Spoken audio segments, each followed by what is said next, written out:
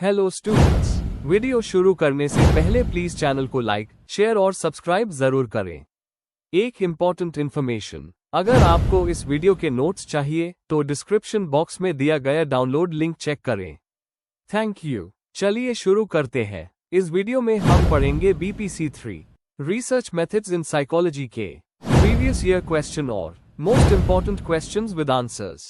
ये क्वेश्चंस आपके एग्जाम के लिए बहुत इम्पॉर्टेंट है। अगर आपने ये अच्छे से कर लिए तो एग्जाम निकलना पक्का है। Let's begin. Question 9, describe the methods to make a questionnaire efficient. Question explanation, ये क्वेश्चन हमसे पूछ रहा है कि क्वेश्चनएयर को इफेक्टिव और रिलायबल बनाने के लिए कौन से मेथड्स यूज किए जाते हैं। हमें क्लैरिटी, डिजाइन, फ्लो, टेस्टिंग और अनबायस्ड वर्डिंग जैसे पॉइंट्स एक्सप्लेन करने हैं। आंसर। इंट्रोडक्शन, क्वेश्चनएयर एक स्ट्रक्चर्ड लिस्ट ऑफ क्वेश्चंस होता है जिसका यूज रिसर्चर्स इंफॉर्मेशन कलेक्ट करने के लिए करते हैं। साइकोलॉजी, एजुकेशन और सोशल साइंसेज में ये बहुत कॉमन टूल है। अगर क्वेश्चनएयर एफिशिएंट है तो वो क्लियर, सिंपल और रिलायबल डेटा देता है। इस आंसर में हम उन मेथड्स को डिटेल में देखेंगे जो क्वेश्चनएयर को ज्यादा इफेक्टिव बनाते हैं। Main body. 1. क्लैरिटी और सिंप्लिसिटी इन वर्डिंग। क्वेश्चनएयर के क्वेश्चंस हमेशा सिंपल और क्लियर लैंग्वेज में होने चाहिए। टेक्निकल जार्गन या कंफ्यूजिंग शब्द अवॉइड करने चाहिए। एग्जाम्पल, सोशियो इकोनॉमिक स्टेटस के बदले मंथली फैमिली इनकम रेंज पूछना ज्यादा इजी है। क्लियर वर्डिंग एंश्योर करता है कि सब रिस्पोंडेंट्स सेम तरीके से क्वेश्चन को समझें। 2. लॉजिकल फ्लो और क्वेश्चन ऑर्डर। क्वेश्चनएयर को लॉजिकल ऑर्डर में अरेंज करना बहुत जरूरी है। पहले इजी और जनरल क्वेश्चंस रखें, फिर कॉम्प्लेक्स या सेंसिटिव क्वेश्चंस। रिलेटेड क्वेश्चंस को एक ही थीम के अंदर ग्रुप करना चाहिए। Example, demographic details, age, gender usually beginning में होते हैं। 3. क्लोज्ड एंडेड और ओपन एंडेड क्वेश्चंस का balance. Closed ended questions yes, no, multiple choice, Likert scale analysis के लिए इजी होते हैं। Open ended questions detailed feedback देते हैं। एक बैलेंस्ड मिक्स क्वेश्चनएयर को ज्यादा एफिशिएंट बनाता है। साइकोलॉजी रिसर्च में लाइकर्ट स्केल्स बहुत कॉमन है, जैसे एटीट्यूड या ओपिनियन मेजर करने के लिए। 4. बियास और लीडिंग क्वेश्चंस अवॉइड करना। क्वेश्चंस को न्यूट्रल रखा जाना चाहिए। Example, do you agree that online learning is better एक बायस्ड क्वेश्चन है। न्यूट्रल वर्जन होगा, what is your opinion about online learning compared to traditional learning. Double barrelled questions एक साथ दो चीजें पूछना अवॉइड करने चाहिए। 5. पायलट टेस्टिंग और प्री टेस्टिंग। क्वेश्चनएयर को फाइनल करने से पहले एक स्मॉल ग्रुप के साथ पायलट टेस्ट करना यूजफुल होता है। इससे अनक्लियर वर्डिंग और एरर्स आइडेंटिफाई होते हैं। फीडबैक लेकर क्वेश्चनएयर को इम्प्रूव किया जा सकता है। 6. लेंथ और टाइम लिमिट। क्वेश्चनएयर शॉर्ट और फोकस्ड होना चाहिए। लॉन्ग क्वेश्चनएयर्स रिस्पोंडेंट्स को थका देते हैं और डाटा क्वालिटी गिर जाती है। आइडियल ड्यूरेशन 10 to 20 मिनट्स के अंदर होती है। 7. इंस्ट्रक्शंस और फॉर्मेटिंग। क्लियर इंस्ट्रक्शंस देना बहुत इंपॉर्टेंट है, जैसे tick only one option. Proper numbering, spacing और रीडेबल फॉन्ट क्वेश्चनएयर को यूजर फ्रेंडली बनाते हैं। ऑनलाइन क्वेश्चनएयर के लिए मोबाइल फ्रेंडली डिजाइन भी जरूरी है। 8. रिलायबिलिटी और वैलिडिटी एंश्योर करना। रिलायबिलिटी मतलब कंसिस्टेंसी और वैलिडिटी मतलब एक्यूरेसी होता है। स्टैंडर्डाइज्ड स्केल्स यूज करके और क्वेश्चंस को क्लियरली डिजाइन करके दोनों मेंटेन किए जा सकते हैं। एग्जाम्पल, स्ट्रेस मेजर करने के लिए परसीव्ड स्ट्रेस स्केल का यूज करना। कंक्लूजन, समरी में एक एफिशिएंट क्वेश्चनएयर वही होता है जो सिंपल, अनबायस्ड, लॉजिकली अरेंज्ड और रिलायबल हो। मेथड्स जैसे कि clear wording, logical order, balanced questions, pre testing और प्रॉपर फॉर्मेटिंग इसकी क्वालिटी को इंप्रूव करते हैं। अगर क्वेश्चनएयर केयरफुली डिजाइन किया जाए तो यह साइकोलॉजिकल रिसर्च में बहुत पावरफुल टूल बन जाता है। If you need the notes of this video, there's a download link in the description box. Be sure to check it out. Thank you. Question 10. Types of research. Question explanation. इस question में हमें research के अलग अलग types समझने हैं जो psychology और दूसरे फील्ड्स में उस होते हैं। मतलब हमें basic, applied, quantitative, qualitative, descriptive, experimental और कुछ और इंपॉर्टेंट टाइप्स के एग्जाम्पल्स के साथ एक्सप्लेनेशन देनी है। आंसर। इंट्रोडक्शन। रिसर्च का मतलब है एक सिस्टमैटिक और साइंटिफिक तरीके से स्टडी करना ताकि नए ज्ञान मिल सके, फैक्ट्स वेरीफाई हो सके और प्रॉब्लम सॉल्व की जा सके। साइकोलॉजी में रिसर्च बहुत इंपॉर्टेंट है क्योंकि इससे ह्यूमन बिहेवियर, थॉट और इमोशंस को समझने का मौका मिलता है। रिसर्च के अलग अलग टाइप्स होते हैं जो पर्पस और मेथड के हिसाब से बदलते हैं। इस आंसर में हम बेसिक, एप्लाइड, क्वांटिटेटिव, क्वालिटेटिव और भी कई रिसर्च टाइप्स डिटेल में देखेंगे। Main body. 1. Basic versus applied research. Basic research ये नई नॉलेज और थियरी बनाने के लिए होती है। डायरेक्ट प्रैक्टिकल सॉल्यूशन पे फोकस नहीं करती। एग्जाम्पल, मेमोरी के प्रोसेसेस को समझना। इससे थियरीज डेवलप होती हैं जैसे पियाजे का cognitive development theory. Applied research real life problems को सॉल्व करने के लिए होती है।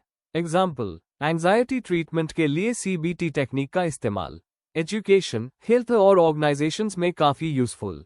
ट्रांजिशन बेसिक रिसर्च थियरी बनाती है और एप्लाइड रिसर्च अस थियरी को प्रैक्टिस में लाती है। 2. Quantitative versus qualitative research. Quantitative research numbers, statistics और मेजरेबल डेटा यूज करती है। Methods, surveys, experiments, tests.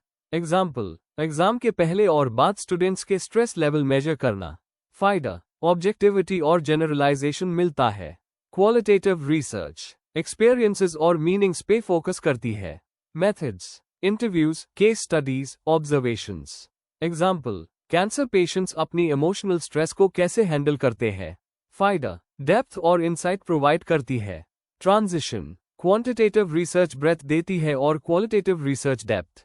3. Descriptive versus experimental research. Descriptive research natural phenomena को डिस्क्राइब करती है जैसे वो होते हैं।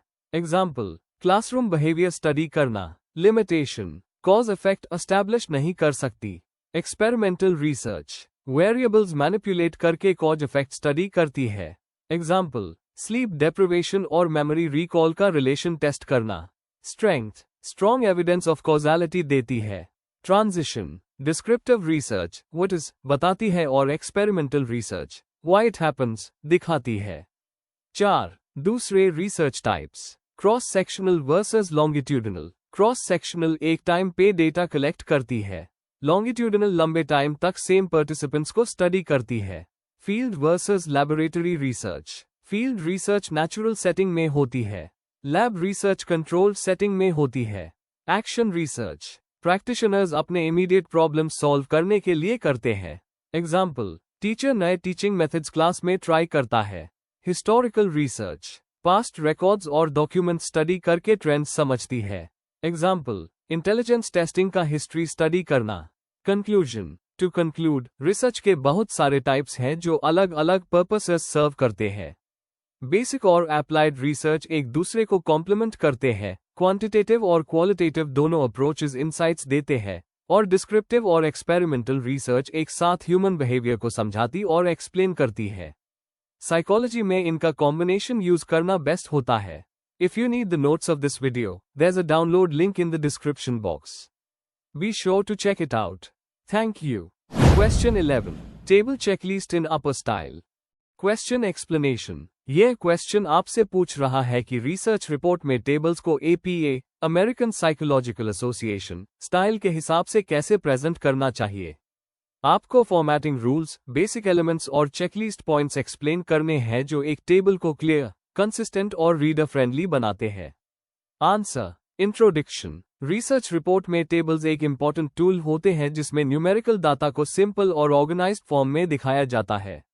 APA पब्लिकेशन मैनुअल टेबल्स के लिए क्लियर गाइडलाइंस देता है जिससे हर रिसर्चर अपना डाटा एक स्टैंडर्डाइज्ड और प्रोफेशनल तरीके से प्रेजेंट कर सके। APA स्टाइल का टेबल चेकलिस्ट इंश्योर करता है कि डाटा एक्यूरेट, कंसिस्टेंट और रीडर के लिए इजी हो। इस आंसर में हम अपर स्टाइल के रूल्स और चेकलिस्ट डिटेल में समझेंगे। Main body. 1. टेबल्स का पर्पस और रोल APA स्टाइल में। टेबल्स का मैं काम है कॉम्प्लेक्स डेटा को सिंप्लीफाई करना और उसे कंपेयर और समझना इजी बनाना। यह रीडर्स को क्विकली वेरिएबल्स और रिजल्ट समझने में हेल्प करते हैं। APA कहता है कि टेबल हमेशा शॉर्ट, क्लियर और सेल्फ एक्सप्लेनेटरी होना चाहिए। एग्जाम्पल, अगर ग्रुप मीन्स एक्सप्लेन करने हैं तो पैराग्राफ लिखने के बजाय एक टेबल बनाना ज्यादा इफेक्टिव होता है। 2. General formatting guidelines APA checklist.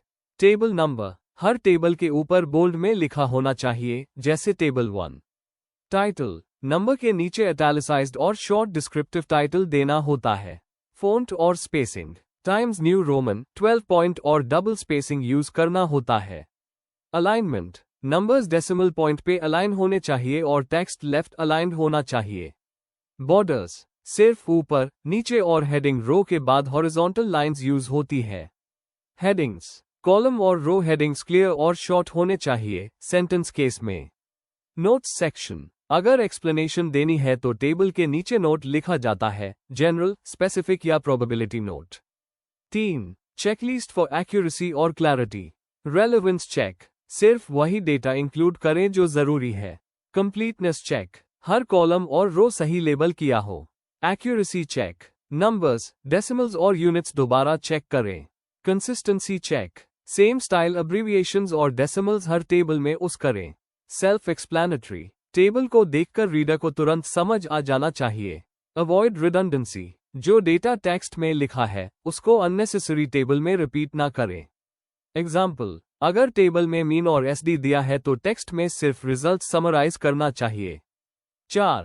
Practical applications और importance. Statistical data, ANOVA, regression results या कोरिलेशन टेबल्स प्रेजेंट करने के लिए।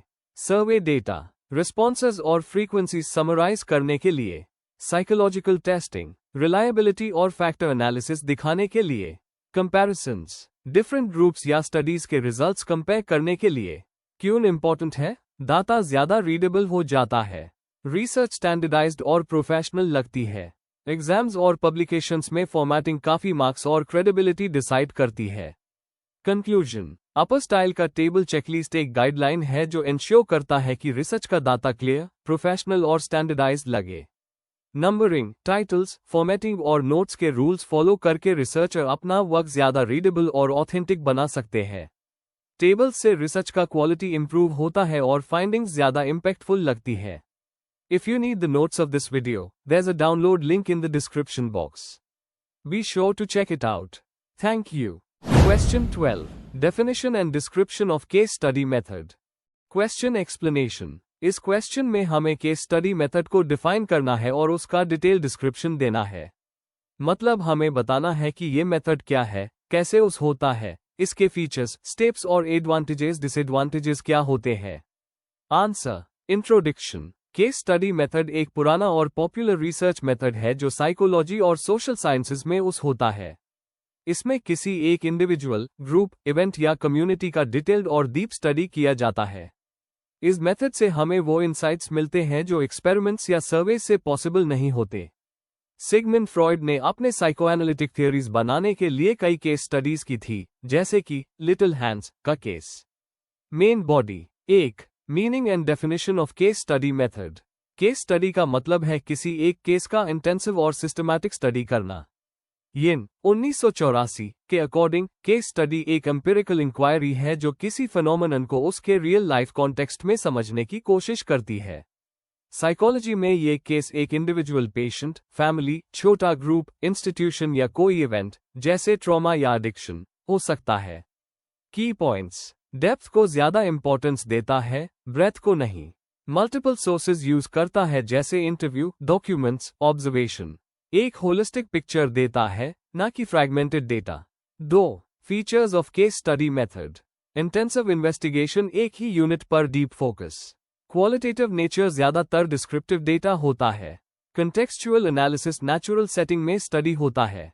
Multiple tools, interviews, observation, test सब उस किए जाते हैं। होलिस्टिक अप्रोच, पूरी पर्सनालिटी या सिचुएशन को समझने की कोशिश होती है। एग्जाम्पल, फ्रॉइड का little hands case childhood phobia को समझाता है।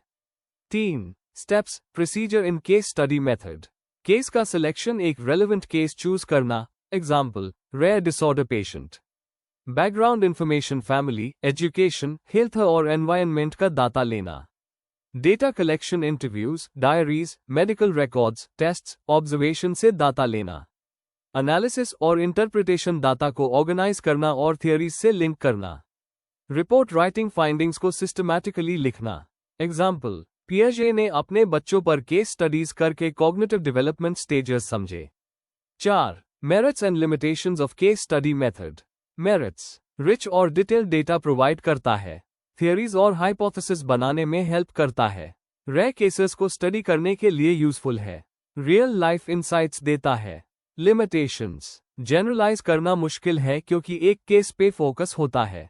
रिसर्चर का बायस आ सकता है। टाइम कंज्यूमिंग है। Cause effect relation strongly establish नहीं करता। कंक्लूजन, आखिर में केस स्टडी मेथड एक इंपॉर्टेंट रिसर्च टूल है जो इंडिविजुअल और ग्रुप बिहेवियर को डीपली समझाता है। इसके कुछ लिमिटेशंस होते हुए भी साइकोलॉजी की थियरीज और प्रैक्टिसेस में इसका बहुत बड़ा योगदान है। यह थियरी और रियल लाइफ के बीच एक ब्रिज की तरह काम करता है।